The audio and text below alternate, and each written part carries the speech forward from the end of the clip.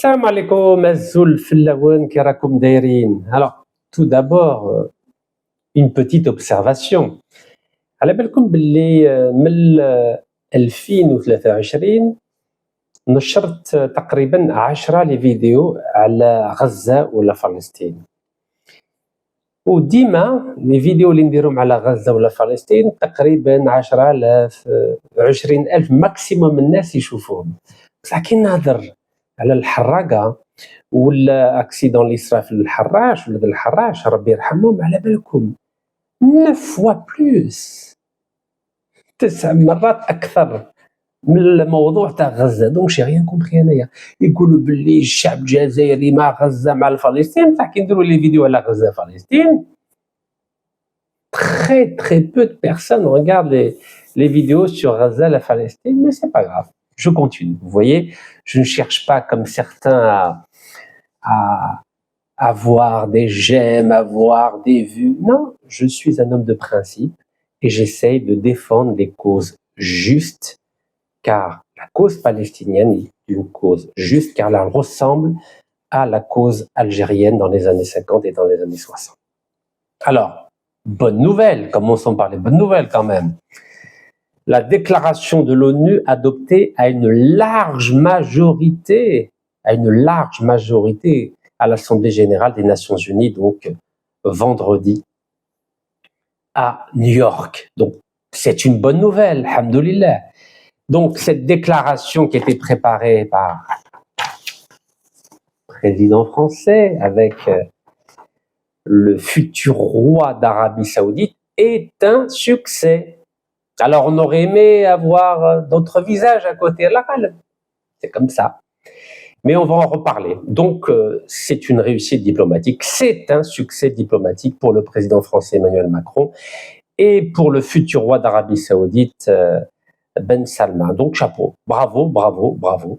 Vous voyez là c'est Saudi Gazette. L'Arabie Saoudite et la France considèrent que c'est un chemin irréversible vers la paix au Moyen-Orient. Voilà, donc chapeau, bravo alaikum. C'est la diplomatie française et la diplomatie saoudienne qui ont remporté à l'ONU un franc succès. Alors cette déclaration de New York qui a été annoncée depuis longtemps, vous savez, depuis le mois de juin déjà, le président français, avec le futur roi d'Arabie Saoudite, avait dit qu'ils allaient organiser une conférence de presse à l'ONU, ça ne va pas tarder, ce sera dans les prochains jours, pour reconnaître ensemble, avec d'autres pays, l'État palestinien. Donc c'est une très bonne nouvelle. Alors, combien de pays ont voté pour cette déclaration de New York ? Alors, comme le tableau de l'Assemblée générale de l'ONU l'indique, en faveur de cette déclaration, donc de la reconnaissance d'un État palestinien, 142 pays. Ceux qui étaient contre, c'est 10 pays, et les abstentions, c'est 12 pays. Alors, on va essayer de comprendre quels sont les pays qui ont voté contre et les pays qui ont voté, ou plutôt qui se sont abstenus. C'est intéressant de savoir ce qui se passe. Alors, on va commencer, bismillah. On va commencer par ce qui fâche. Alors, quels sont ces 10 pays ? En tout cas, ceux qu'on considère comme étant les 10 pays. Alors, on va y aller, bismillah. Donc, ce sont ceux qui sont en rouge. Là, je vous ai sorti la liste de tous les pays. Donc, en rouge, c'est ceux qui étaient contre, en jaune, les abstentionnistes, et en vert, ceux qui ont voté pour. Donc, 142 pour, 10 contre et 12 abstentions. Alors, essayons de voir ceux qui ont voté contre. Alors, Israël a voté contre. C'est pas étonnant, pourtant, c'est l'ONU qui a fait voter une résolution avec le plan de partage le 29 novembre 1947 qui portait sur la création de 2 États. État à Tel Aviv et un État palestinien, 29 novembre 1947. Mais, ce qui était valable à l'époque, c'est-à-dire à l'époque, Tel Aviv considérait que l'ONU c'était bien, aujourd'hui considère que l'ONU c'est pas bien. Donc Israël a voté contre, donc ça c'est pas une surprise. L'autre pays qui a voté contre et qui est important, c'est les États-Unis d'Amérique. Alors, qu'est-ce qui se passe? Qu'est-ce qui se passe avec les États-Unis d'Amérique qui possèdent 30% du pétrole algérien? Qu'est-ce qui se passe à Washington? Pourquoi Washington est contre un État palestinien? C'est quand même étonnant. Pourtant, on leur fait tous des cadeaux. Le Qatar a donné 1200 milliards de dollars de cadeaux en échange économique. L'Arabie Saoudite, pareil, 600 ou 650 milliards de dollars. L'Algérie, 30% du pétrole. Tout le monde fait des cadeaux aux Américains. Alors, qu'est-ce qui se passe? Est-ce que c'est vraiment la volonté du président américain de ne pas reconnaître un État palestinien, ou alors il y a un lobby très très important aux États-Unis qui empêche finalement la politique étrangère américaine d'être juste? Je crois que c'est la deuxième hypothèse, n'est-ce pas? Donc vous voyez que Israël, tout petit pays, mais un lobby énorme aux États-Unis d'Amérique. Lobby politique, lobby diplomatique, lobby financier, lobby médiatique, lobby juridique, lobby intellectuel. Tout ce que l'Algérie ne sait pas faire. Vous savez que depuis un an, j'ai proposé au gouvernement algérien de mettre en place un front diplomatique, un front politique, un front juridique, un front médiatique, un front intellectuel. Wello. Regardez comment nos cousins juifs savent faire cela. Regardez, tout petit pays, allez, 8-9 millions d'habitants, ils arrivent à convaincre un pays de 340 millions d'habitants de ne pas voter une déclaration. Pourtant, elle n'était pas contraignante, cette déclaration, pour la reconnaissance d'un État palestinien. Je crois qu'on devrait s'inspirer de nos cousins abrahamiques, car c'est incroyable quand même. Les États-Unis d'Amérique se sont opposés à cette déclaration de New York dans leur propre pays. Incroyable. Alors, donc ça, c'est les deux plus importants pays qui ont dit non. Mais maintenant, au niveau des abstentions, regardez. Bon, alors on va parler de l'Afrique parce que c'est notre continent. L'Algérie, machallah, vient d'organiser une très belle foire africaine sur le commerce intra-africain. Donc voyons si notre diplomatie algérienne a été bonne, a été, on va dire, efficace. Bismillah. Donc là, on observe que l'Éthiopie s'est abstenue. Regardez.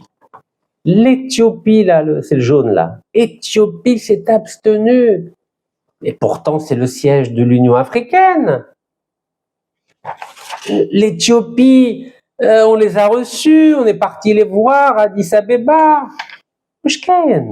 Donc, non seulement l'Éthiopie a été acceptée en mois d'août 2023 parmi les BRICS et l'Algérie a été recalée, et maintenant, l'Éthiopie n'a pas voulu voter pour la création d'un État palestinien. Et qu'est-ce qui fait notre ministre des Affaires étrangères? Il n'a pas anticipé, l'Éthiopie. Monsieur Ahmed Atta, vous n'avez pas anticipé l'abstention de l'Éthiopie? C'est quand même nous, le chef de file de l'Afrique. Comment on a pu laisser un grand pays qui s'appelle l'Éthiopie, où il y avait la famine en 1984-85, comme à Gaza aujourd'hui? Comment l'Éthiopie, qui a connu la famine il y a 40 ans, n'est pas sensible à ce qui se passe à Gaza aujourd'hui, où il y a la famine aussi? Donc, notre diplomatie n'avait pas assez d'arguments pour convaincre l'Éthiopie, grand pays africain qui fait partie des BRICS, avec l'Afrique du Sud et l'Égypte, pour voter cette déclaration d'Alger?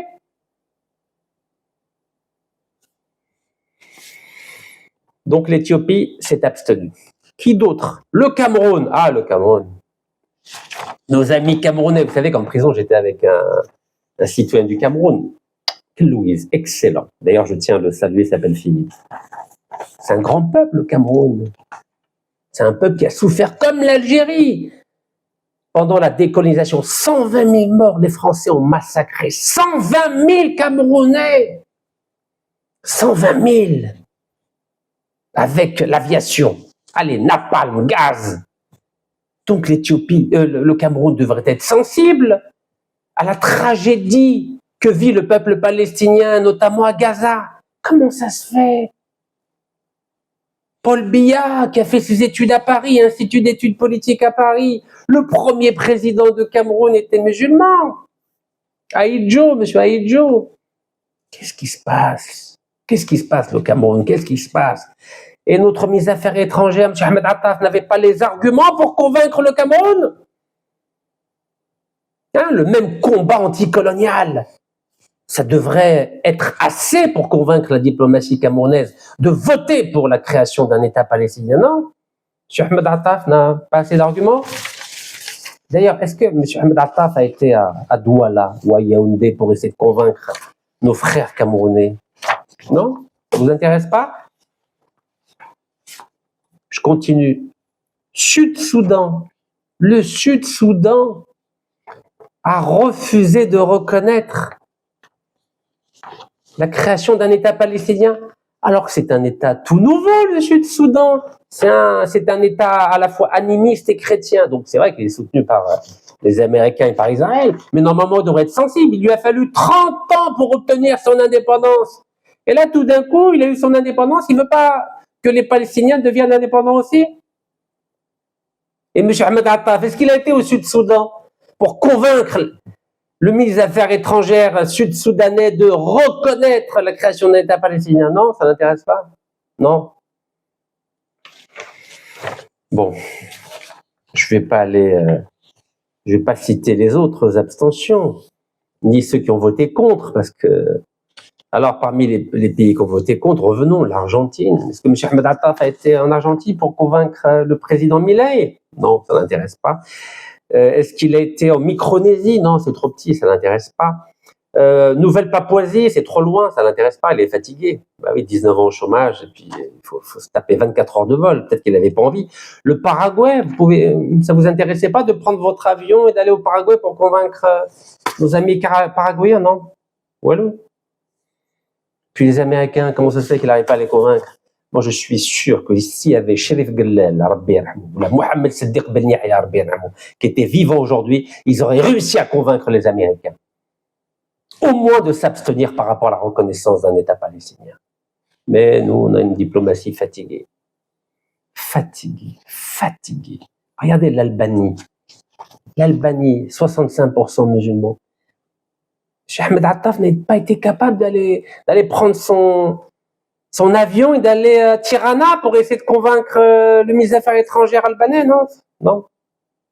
Au nom de la fraternité musulmane, non, ça marche pas. Après, on va dire que la diplomatie algérienne, masha'Allah. On va y arriver. On va y arriver à la diplomatie algérienne.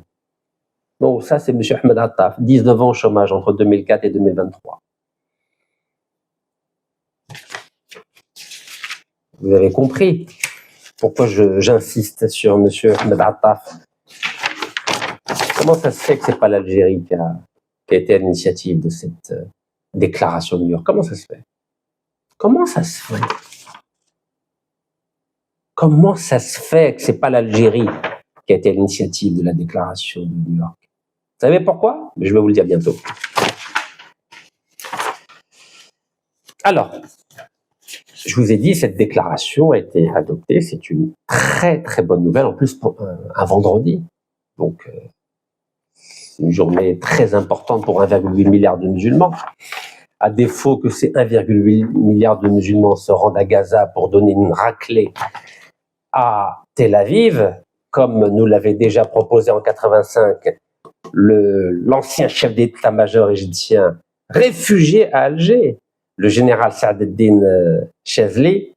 Il avait proposé que chaque armée des pays arabes, berbères, kurdes, comme vous voulez, donc ne m'embêtez pas s'il vous plaît avec ce type d'appellation. Arabe, c'est comme Europe.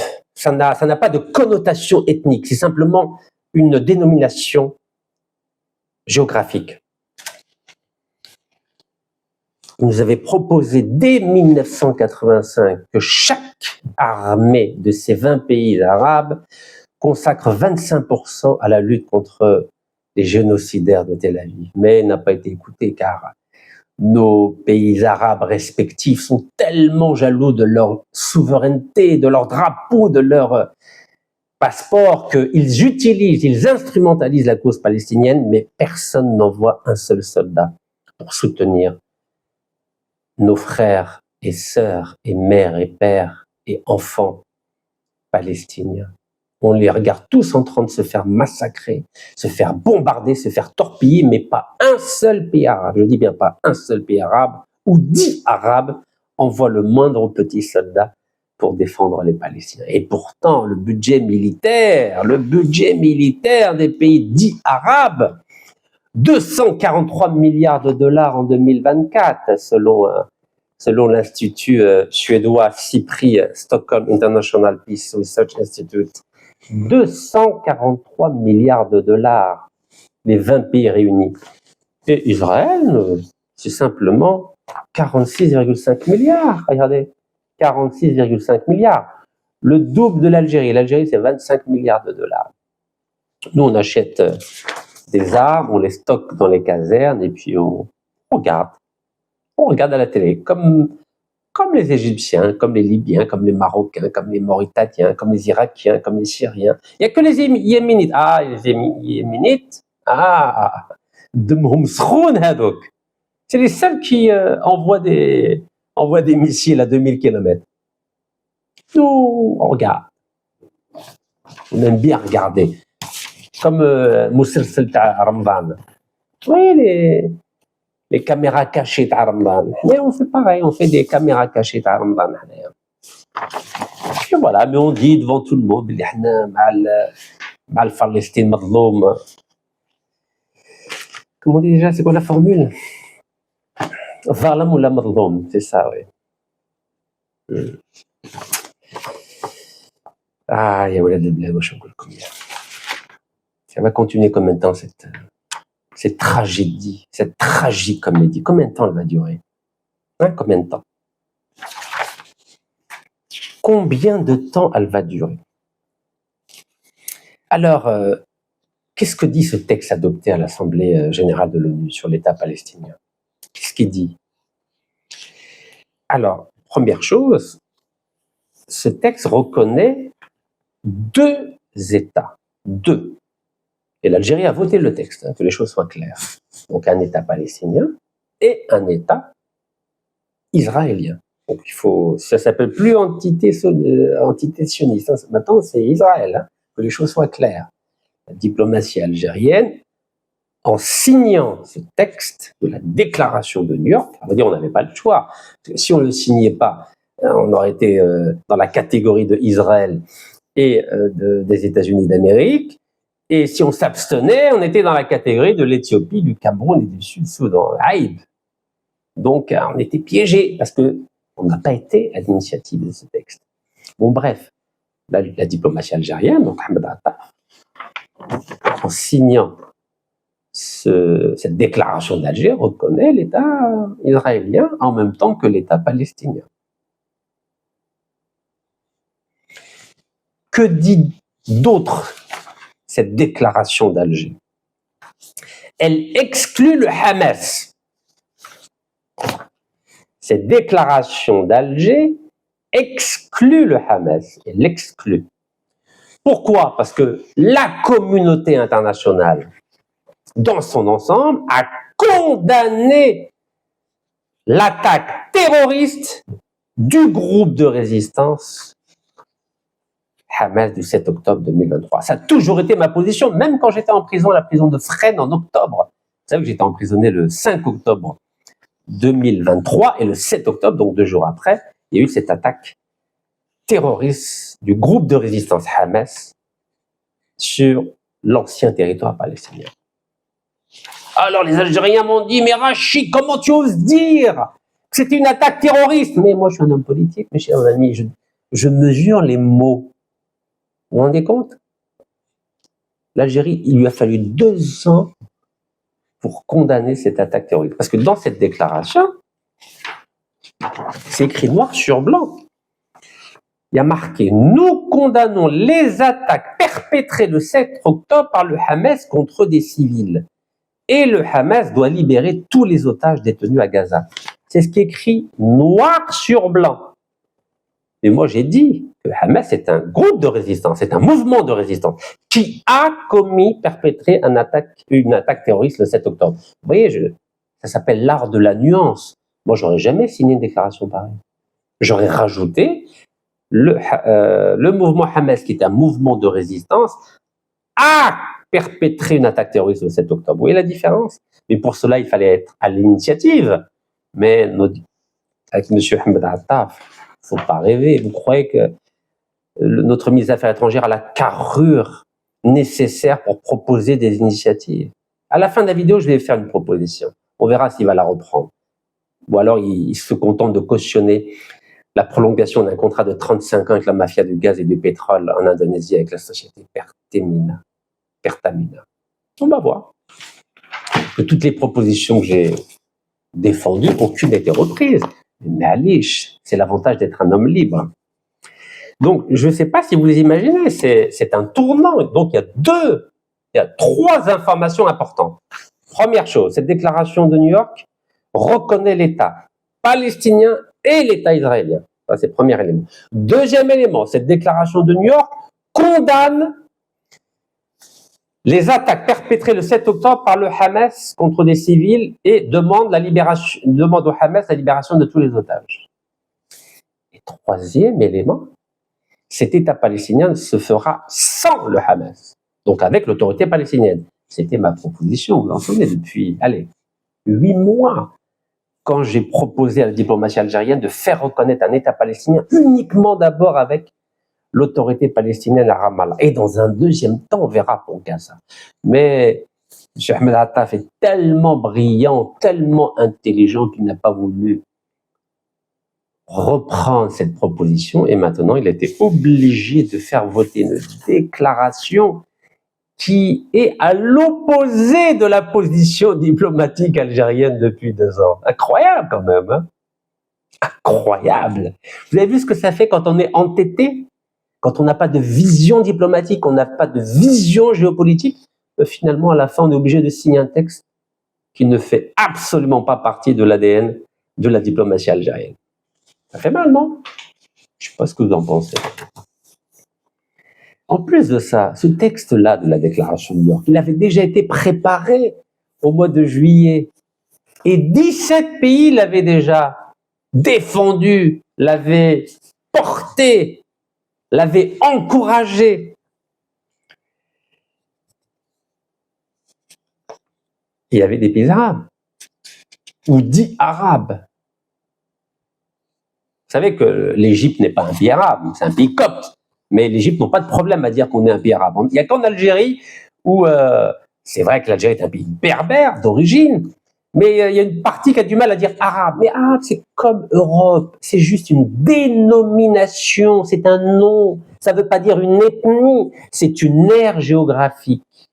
Le jour où on va comprendre ça, on va se décoincer pas mal. Vous voyez ce que je veux dire? Bon, bref, je referme la parenthèse.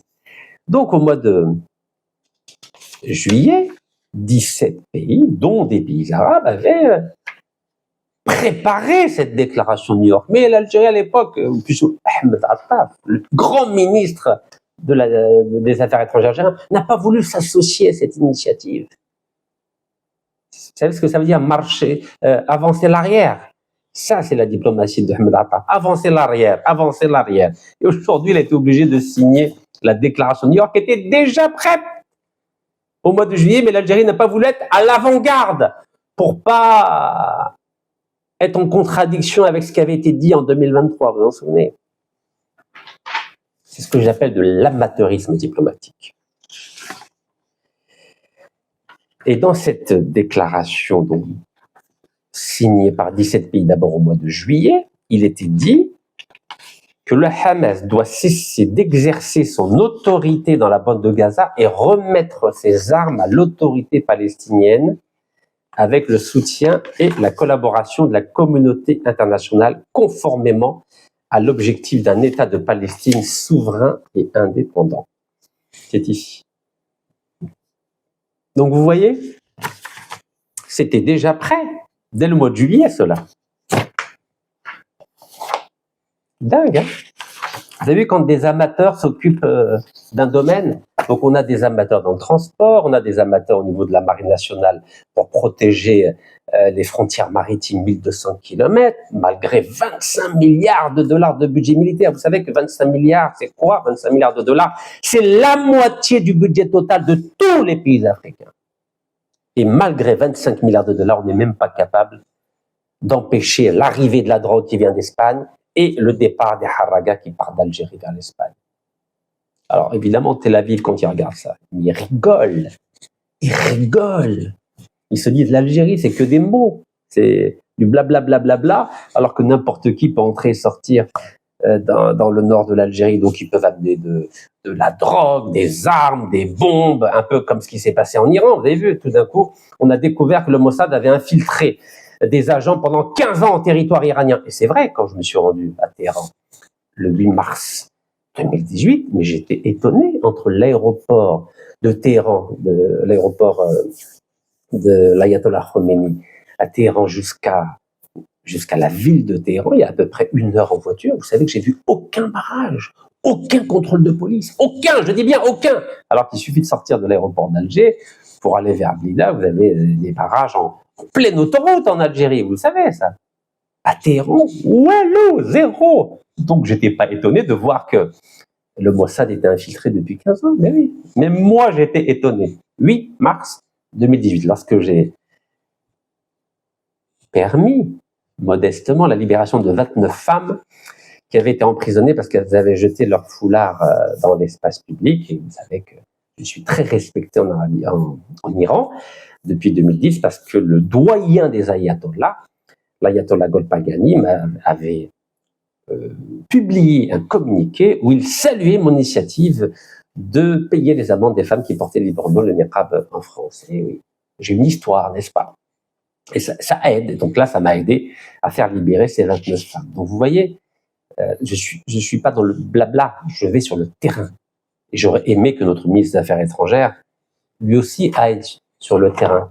Il est en Éthiopie, au Cameroun, en Albanie, en Argentine, au Sud-Soudan, au Paraguay, pour défendre une cause qui nous tient à cœur depuis l'indépendance.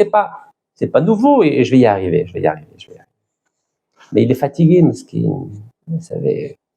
Mais moi, je suis un peu fatigué. Je n'ai pas la même énergie que j'avais quand j'avais 20 ans ou 30 ans. Vous savez qu'à 26 ans, j'ai fait le tour du monde pour rencontrer les 7 chefs d'État du G7. Vous savez, je le redis à ceux qui ne le savent pas. À 26 ans, j'ai rencontré les 7 chefs d'État les plus importants de la planète. Je ne sais pas si vous imaginez. Moi qui viens du Douar, en Kakzan, dans la wilaya de Chilfek, qui a été élevé dans une cité avec des parents analphabètes. Bon, c'est vrai que j'ai eu la chance d'avoir des frères et des sœurs, tous diplômés, alhamdoulilah. Et à 26 ans, j'ai fait le tour du monde et j'ai été reçu comme un prince par les 7 chefs d'État du G7. C'est vrai que je ne savais pas à l'époque que 23 ans après, mon propre pays allait me mettre en prison. Et c'est comme ça. De la Maison Blanche à la prison de l'Orpaléa. Ah, c'est magnifique. Ah oui, surtout quand je vois qui s'occupe de notre diplomatie aujourd'hui, je me dis, ah oui, ça vaut le coup d'aller en prison. Et pendant qu'on est en prison, on voit la qualité des hommes qui défendent les intérêts de l'Algérie ou des causes qui nous tiennent à cœur, que ce soit le Sahara occidental ou la Palestine. Mais c'est une déflagration.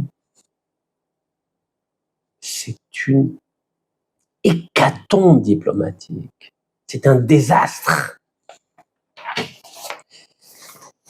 C'est un désastre. Nous vivons un désastre, mais c'est comme ça. Alors, vous savez que cette déclaration de New York a été votée, approuvée par 142 pays à l'Assemblée générale des Nations unies. Vous savez, moi, j'ai toujours le souvenir de ce qui s'est passé en 74, le 13 novembre 74, lorsque l'Algérie avait du poids. Eh oui, elle avait du poids, l'Algérie. Elle avait du poids, l'Algérie. 13 novembre 74. C'est à l'invitation du ministre des Affaires étrangères algérien de l'époque, brillant, je vous l'ai dit hier, je vous le redis aujourd'hui, Feu Abdelaziz Bouteflika, qui a très mal fini le 3e et 4e mandat, mais quand il était ministre des Affaires étrangères, il avait du poids, car l'Algérie avait du poids. 12 ans seulement après l'indépendance. C'est l'Algérie qui a invité Yasser Arafat, considéré comme un terroriste. et qui a fait un discours à l'Assemblée générale des Nations Unies il y a 51 années. Et à l'époque, les Américains étaient très puissants, beaucoup plus puissants qu'aujourd'hui. C'était le président Nixon et c'était Henry Kissinger, le ministre des Affaires étrangères américain, le plus grand diplomate du XXe siècle, Henry Kissinger. Vous croyez qu'Henry Kissinger ou le président Nixon a refusé à l'Algérie de donner un visa à Yasser Arafat pour qu'il vienne à New York prononcer son discours, alors que l'OLP, donc l'Organisation de libération de la Palestine qu'il dirigeait à l'époque, n'était même pas reconnue. C'est l'Algérie qui a fait reconnaître l'OLP à l'ONU en novembre 1974. Et aujourd'hui, l'Algérie, c'est quoi?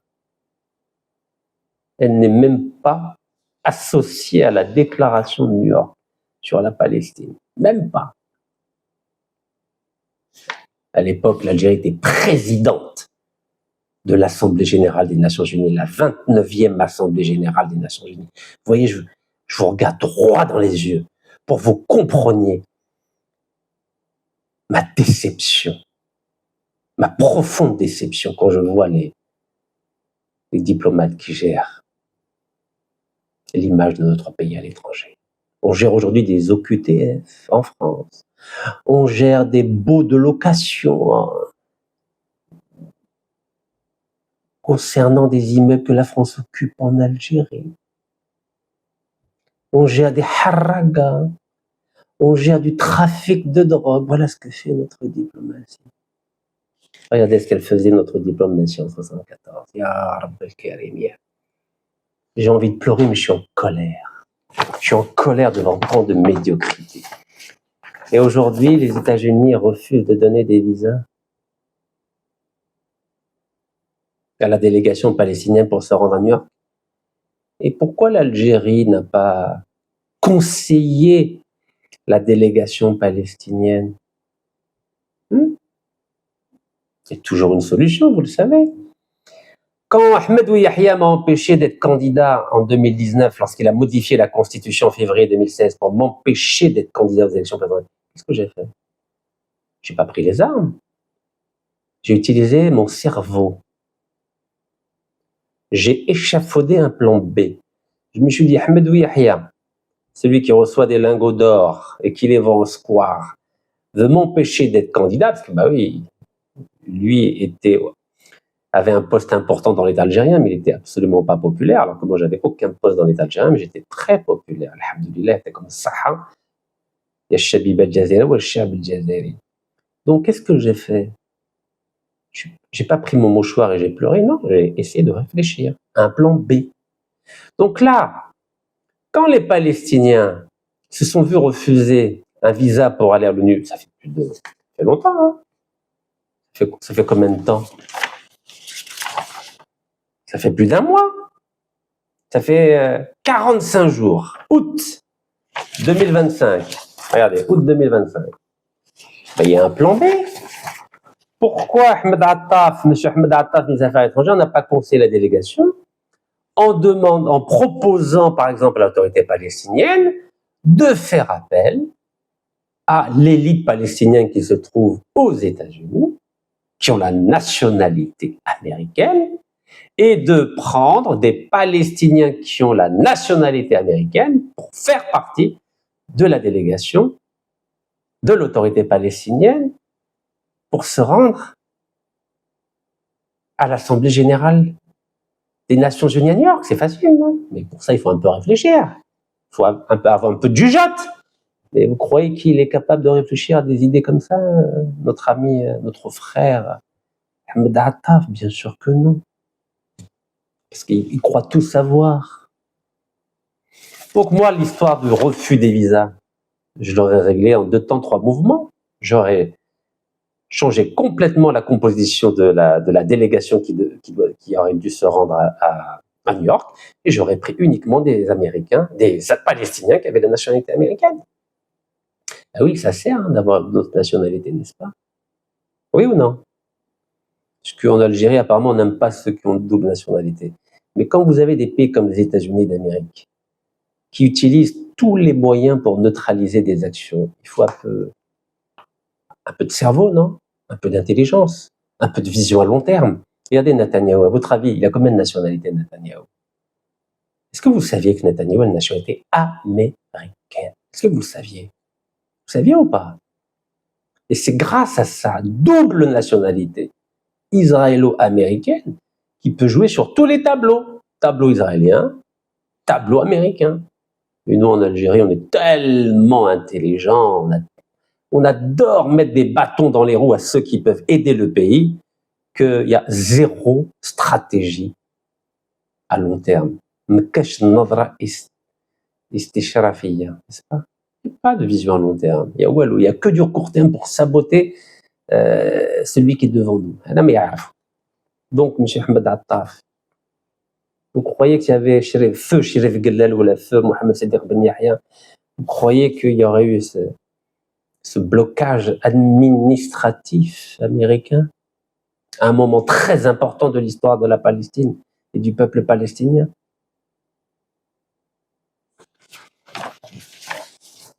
Je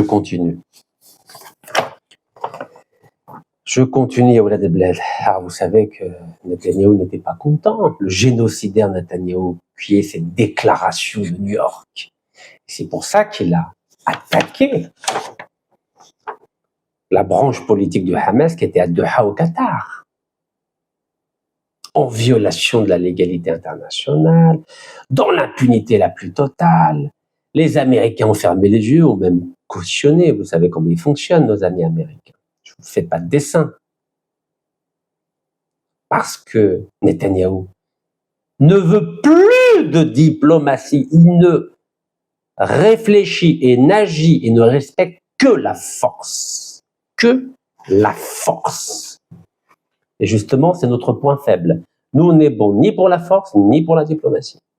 Pourquoi? Parce qu'on n'est pas unis et on n'a pas de brillants diplomates. Et quand je dis nous, c'est tous ces 20 pays. Ni armes nucléaires, ni armes balistiques, ni diplomatie de haut vol. Il y a Wello. Il y a de la tchakchouka diplomatique et militaire. C'est tout ce que nous avons. Et je ne suis pas très heureux de vous le dire. Donc voilà cet homme-là qui a la double nationalité. Et ça aide la double nationalité. Vous savez que moi, j'étais obligé de renoncer à ma nationalité étrangère française pour essayer d'être candidat aux élections présidentielles. Ça m'a amené en prison, 4 prisons, comme si j'étais un terroriste. Alors c'est vrai que j'étais aussi en prison en France, mais là, je vais régler mes comptes avec les Français dans les prochaines années, ne vous inquiétez pas. J'ai de quoi. Donc ce génocidaire, il a double nationalité et il est protégé par 2 pays. 2 pays. Plus les Français, les Anglais, les Allemands, les Canadiens, etc., etc., etc. S'il était en Algérie, il n'aurait même pas pu être candidat, n'est-ce pas? Grâce à Ahmed Yahya, et ça a été validé dans la Constitution de 2020 aussi, évidemment. Oui, parce que le système politique algérien considère les 7 millions d'Algériens à l'étranger comme une menace politique.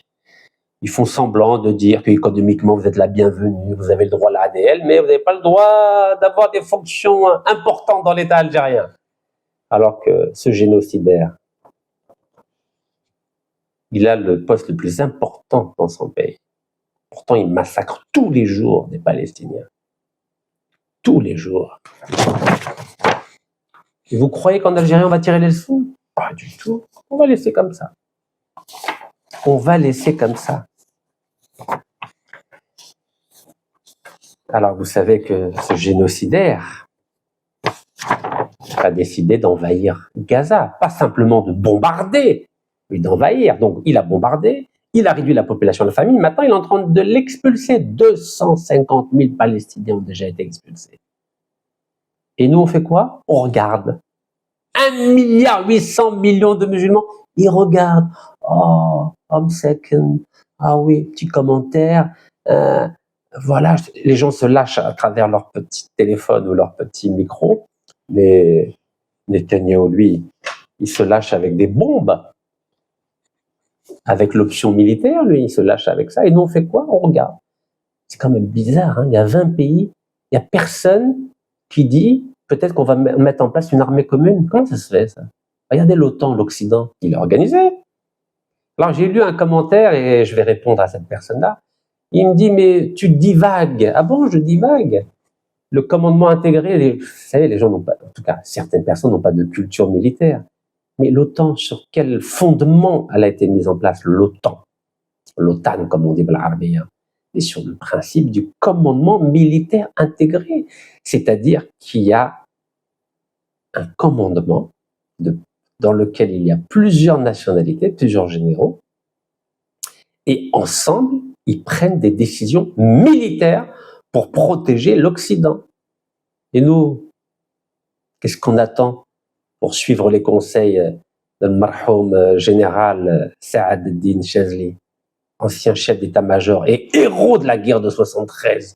Vous savez que l'Algérie a participé à la guerre de 73, avant que Sadat freine l'offensive des pays méditerranéens. J'ose plus dire arabe parce que c'est mal perçu apparemment.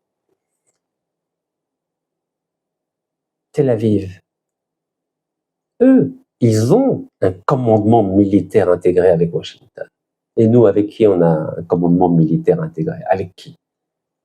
Avec Tunis, avec Tripoli, avec le Caire, avec Bagdad, avec Riyad, avec qui? Avec personne. On est tout ça dans nos petits coins, on n'est même pas capable de surveiller nos frontières maritimes. Des Algériens, des groupes criminels algériens d'Espagne, ils envoient des bateaux hyper rapides avec de la drogue et repartent avec des harragas, comme au temps des barbaresques. Et vous croyez qu'on pourra aider les Palestiniens alors que nos frontières maritimes sont devenues des frontières passoires? Et c'est pas de gaieté de cœur que je vous le dis. Donc oui, tant qu'il n'y a pas un commandement militaire intégré avec option nucléaire à moyen terme, vous savez, ces décombres, ces bombardements, on va les voir tout le temps. On va les voir tout le temps à Gaza, en Cisjordanie, au Liban, en Syrie, en Irak, en Égypte, en Libye, en Algérie, au Maroc, en Mauritanie, au Yémen, en Jordanie, à Bahreïn, aux Émirats, à Oman, au Soudan. Je continue la liste. Parce que nous avons des amateurs, je dis bien des amateurs, pour anticiper l'avenir. Depuis 1948, il y a une guerre permanente, avec des déstabilisations permanentes, et jamais les pays dits arabes n'ont réfléchi à mettre en place le même dispositif que l'OTAN ou le pacte de Varsovie pour les pays de l'Est à l'époque. Vous trouvez ça normal, ça? Et j'entends des gens dire non, il faut qu'on s'occupe uniquement de notre pays. Mais on ne peut rien faire tout seul, rien. Regardez l'Europe, 29 pays l'Europe. Et pourtant, c'est pas des petits pays. L'Allemagne, l'Angleterre, la France, l'Espagne, la Pologne, l'Italie, ils sont tous ensemble. Et nous, vous croyez qu'avec des frontières maritimes qu'on n'est même pas capable de protéger, vous croyez qu'on va s'en sortir tout seul? Sans armes balistiques, sans armes nucléaires? Mais arrêtez de rêver. Arrêtez de rêver. On sera les prochains sur la liste. Regardez la déclaration de New York, notre ministre des Affaires étrangères. Il a complètement oublié tous les discours depuis 2 ans et finalement, ils ont lâché le Hamas. Alors que moi, depuis 2023, je vous ai dit, attention, le Hamas a saboté l'effort diplomatique du président algérien, c'est Abdelmajid Tebboune, en octobre 2022. Je dis bien saboté. Je vais y arriver. Je vais y arriver. Eh oui, il a saboté.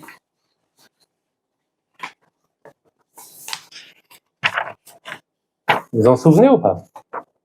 J'étais en prison. Achlef. 14 factions palestiniennes. 14. Dont le Fatah de Yasser Arafat, Mahmoud Abbas et le Hamas signent un accord de réconciliation. Les deux principaux mouvements palestiniens, le Fatah laïque et le Hamas islamiste, ça c'est la présentation faite par France 24, qui n'est pas très loin de la réalité, qui sont à couteau tiré depuis plus de 15 ans, c'est-à-dire fâchés depuis plus de 15 ans, d'ailleurs, ils se sont entretués pour la petite histoire, après les élections législatives de 2006, ont signé jeudi 13 octobre 2022 en Algérie un nouvel accord en vue d'une réconciliation. On était 1 an avant l'attaque terroriste du 7 octobre 2023. 1 an. 1 an. La déclaration d'Alger, aujourd'hui c'est la déclaration de New York, ben oui, prévoit d'ici la fin du mois, c'est-à-dire fin octobre 2022, des élections pour la présidence et pour le conseil législatif palestinien. Regardez. Vous voyez, 13 octobre 2022. Vous voyez ce monsieur-là? C'est le président algérien. Et lui, vous le connaissez, c'était le représentant du Hamas qui a été tué en Iran par le Mossad, par le génocidaire Netanyahou. Et ça, c'est les groupes du Fatah, le djihad islamique, etc. 14 factions. Vous vous rendez compte? 15 ans après, des luttes fratricides entre les factions palestiniennes, l'Algérie, je dis bien, quand je dis l'Algérie, c'est le président algérien. C'est pas le ministre des Affaires étrangères, c'est le président algérien. Ici. Il a réussi l'exploit de rassembler dans un même endroit à Alger les 14 factions palestiniennes. Donc, on était à 2 doigts d'arriver à la reconnaissance d'un État palestinien. Pourquoi?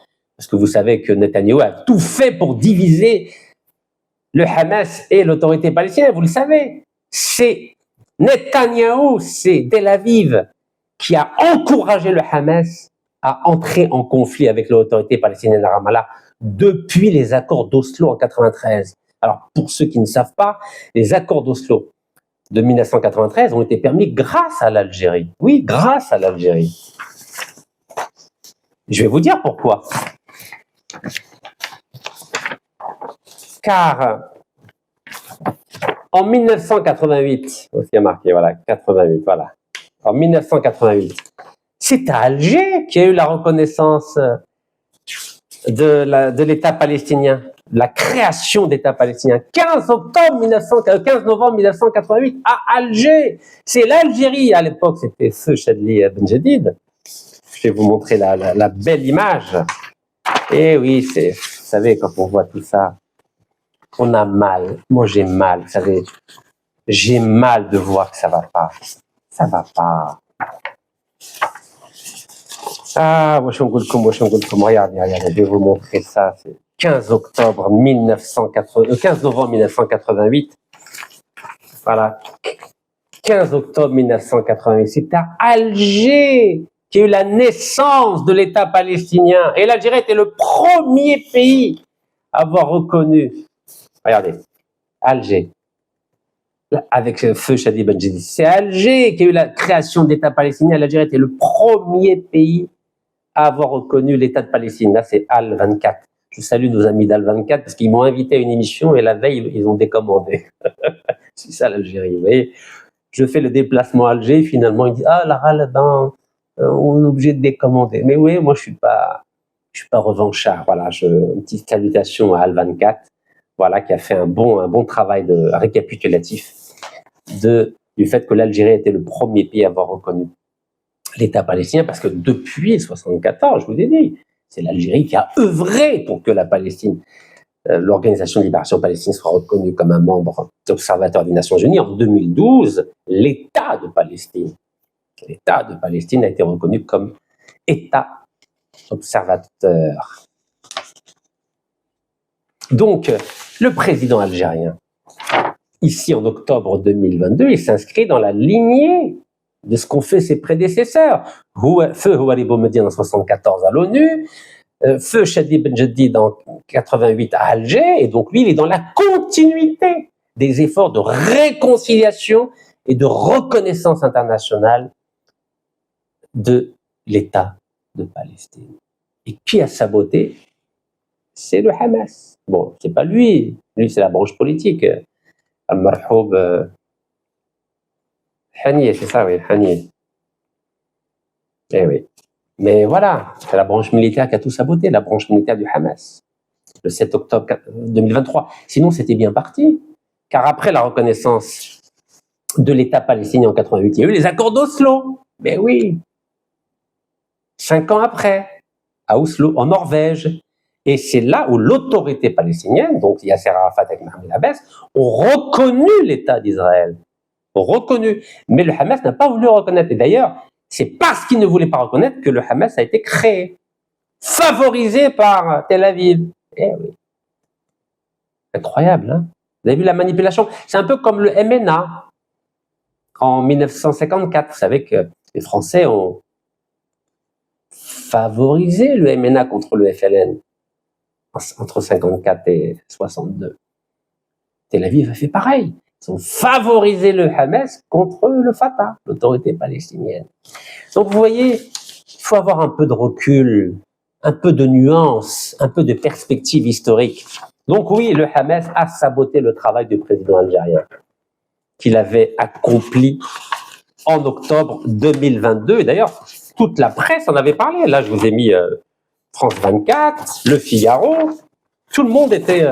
regardez, là c'est Le Figaro. Algérie, les factions palestiniennes signent un accord de réconciliation. Vous voyez, avec le V, la victoire et tout. Et France 24, 14 factions palestiniennes dont le Fatah et le Hamas signent un accord de réconciliation. Vous voyez? C'est le président qui a été à l'initiative. Mais après l'attaque du 7 octobre, c'est fini. Tout le travail a été saboté. Donc l'Algérie était obligée de défendre le Hamas pour pas perdre sa crédibilité avec le Hamas, mais l'Algérie n'a pas anticipé que c'était fini. Fini. Il fallait miser uniquement sur l'autorité palestinienne. Parce qu'à partir du moment où les plus grands pays du monde disent qu'on ne veut pas travailler avec le Hamas, vous voulez dans le sens inverse du vent, c'est comme ça qu'on dit, le sens opposé du vent, vous ne pouvez pas. Hey, Mouja, t'as le Mouja? Même dans le domaine diplomatique, il y a le Mouja. À votre avis, pourquoi il y a la création de l'État d'Israël le 29 novembre 1947 à l'ONU? Mais parce qu'il y a eu l'Holocauste, il y a eu les 5 ou 6 millions de morts pendant la Deuxième Guerre mondiale. C'est ce qu'on appelle Mouja. Et là, c'est pareil. Le 7 octobre 2023, c'est Mouja. Il faut être intelligent un peu, il faut s'adapter. C'est comme dans un match de football. Quand vous êtes mené 3-0, vous n'allez pas continuer avec la même stratégie. Il faut changer. Là, c'est ça le rôle du sélectionneur. Il doit modifier. Au lieu d'être en défense, il faut être en attaque. Nous, on est en défense. Nous, on continuait à défendre le Hamas. Mais non, c'était devenu indéfendable. En tout cas, là, à court terme, c'est indéfendable. Et tellement que c'était indéfendable, Ahmed Attaf, qui n'est pas très visionnaire, qu'est-ce qu'il était obligé de faire? Il était obligé de signer la déclaration de New York. Hein, il était obligé de la signer. Oui, parce qu'il n'a pas de vision à long terme. Il était obligé, parce que sinon, il va être discrédité. N'est-ce pas? Voilà qui est la déclaration de New York. Voilà qui est. Vous savez, c'est les amateurs, ça suffit. Voilà, la déclaration de New York. Il était obligé de la signer. Alors que cette déclaration, elle condamne l'attaque du 7 octobre 2023, elle exclut le Hamas de toute gestion du futur État de la Palestine et elle oblige le Hamas à libérer les otages sans contrepartie. Eh oui, quand on n'a pas de vision, on fait comme tout le monde. Donc là, il fait du suivisme. Monsieur Ahmed Attaf, il fait du suivisme, aucune initiative, alors que l'Algérie, depuis le début de la cause palestinienne, elle a toujours été à l'initiative. 74, 88, 2022, c'est toujours l'Algérie. Et là, l'Algérie est totalement absente de la déclaration de New York. Elle est absente, elle n'est pas actrice. Elle ne joue pas un rôle. C'est la France, c'est l'Arabie Saoudite. Alors que l'Arabie Saoudite, franchement, concernant la cause palestinienne ou la France, où elle est? C'est toujours l'Algérie. C'est à Alger qu'elle a été reconnue, que l'État palestinien a été créé. C'est pas Paris, c'est pas Riyad. Mais voilà, quand vous avez des amateurs au sommet de la diplomatie algérienne, eh bien vous avez cette catastrophe. Donc voilà, maintenant pour finir, j'aimerais vous dire, c'est quand même incroyable qu'aujourd'hui, en septembre 2025, on en est réduit à être content de cette déclaration de New York. Pourtant, elle n'est pas contraignante, hein, c'est pas une résolution, c'est juste une déclaration. pour un État palestinien, alors que cet État palestinien a été totalement morcelé par le génocidaire Netanyahou, totalement morcelé. Warraki, warraki al-Palestine, warraki. Vous savez, quand je vois ça, regardez, là j'ai pris un document d'association France-Palestine Solidarité et il parle du plan de partage du 29 novembre 1947. À l'époque, l'ONU avait décidé de créer deux pays, deux États, un peu comme aujourd'hui avec la déclaration, sauf que là-bas, à l'époque, c'était contraignant.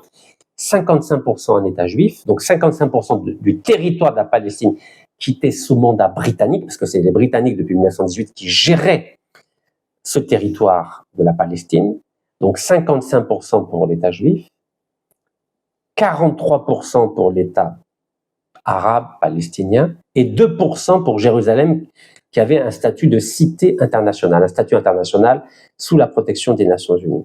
Et à l'époque, évidemment à l'époque, parce que les gens ne sont pas visionnaires, ils se disent comment ça se fait? On est chez nous, c'est notre territoire, on est obligé de donner 55% aux Juifs dans le cadre d'un État israélien.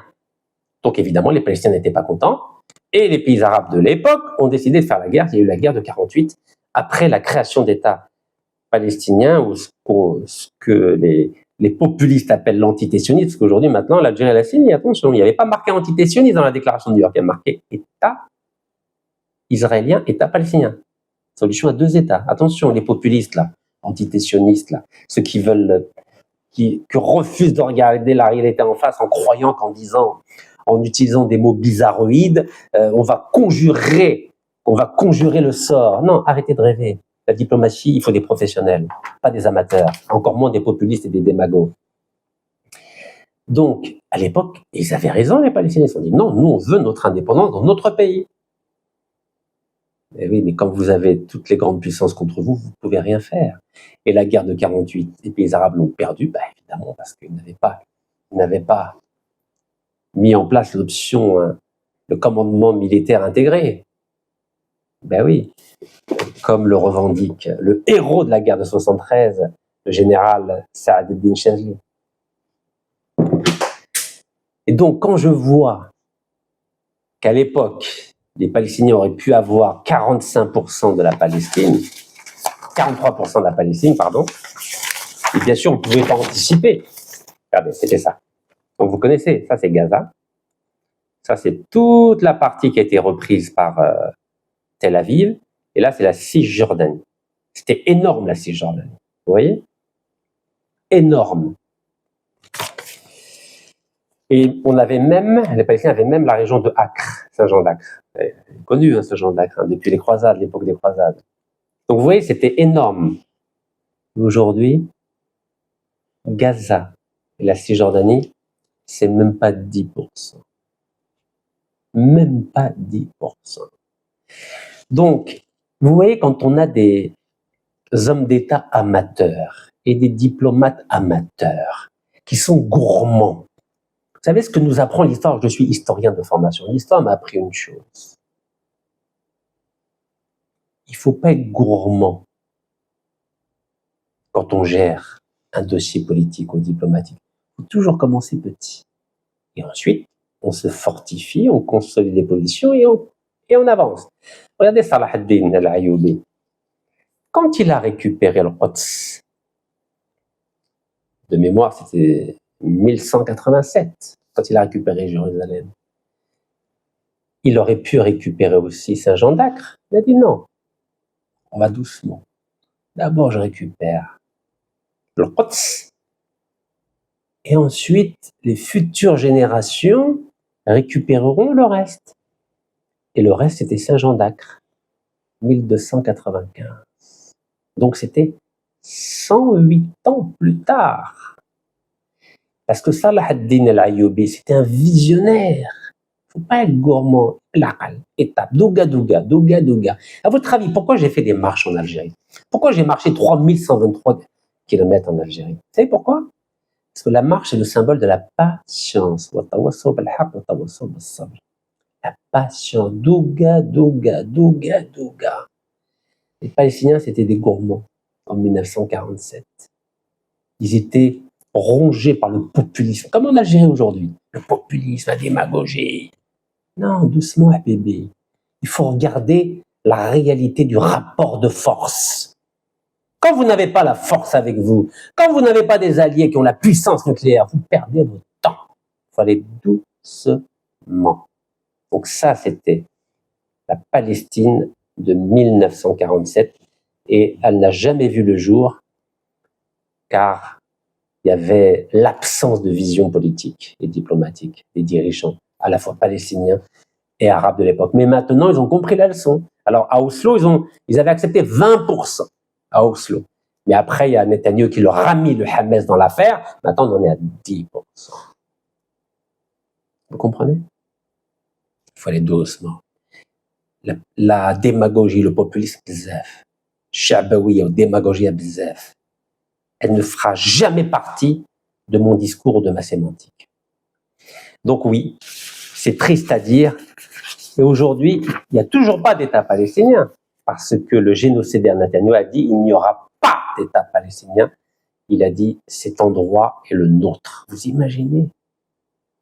Vous avez vu quand on n'a pas des grands hommes d'État ce que ça fait? Quand on a des amateurs pour gérer les dossiers, vous avez vu ce que ça fait? On perd tout. J'espère ne pas avoir été long pour expliquer cette thématique qui me tient beaucoup à cœur. Vous savez que je vous avais parlé de l'exemple de l'Allemagne. L'Allemagne a été divisée en 45-49. Il a fallu 45 ans pour qu'elle soit réunifiée. De 45 à 1990, 3 octobre 1990. Si les Palestiniens avaient suivi l'exemple allemand, aujourd'hui, peut-être qu'il y aurait eu un seul État palestinien dans la région, démocratique et multiconfessionnel. Barakallahu fikum. Tahiyat Jazair. Allah yarham Chouaib.